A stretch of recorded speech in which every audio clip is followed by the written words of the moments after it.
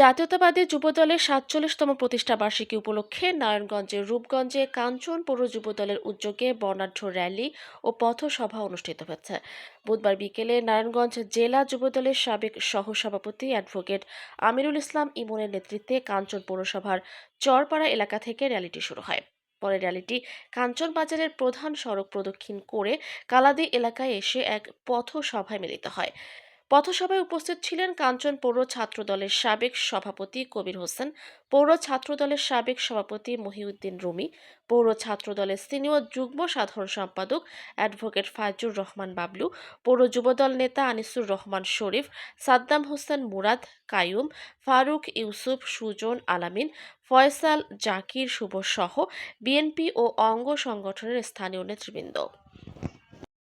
সংগ্রামে ছিল যে দেশ প্রতিষ্ঠা করেছে, এই দেশের জন্য মুক্তিযুদ্ধ করেছে, সেই নেতা আমাদের প্রিয় নেতা জনাব কাজী মনির স্বামী আগামী দিনে রূপগঞ্জের সাংসদ।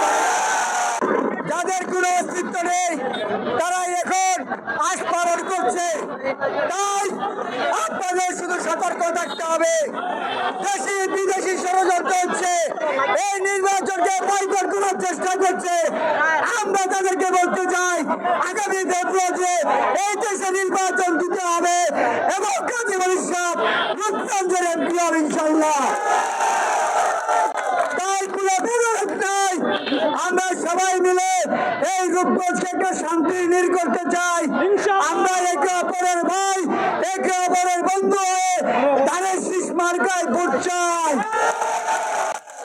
বন্ধুরা, আমাদের প্রিয় নেতা তারেক রহমান বলেছেন আপনারা সবাই ঐক্যবদ্ধ থাকেন, এই ফ্যাসিবাদের বিরুদ্ধে আমরা সবাই একভাবে আন্দোলন সংগ্রাম করে যে দেশ থেকে ফ্যাসিবাদ উচ্ছেদ করেছি।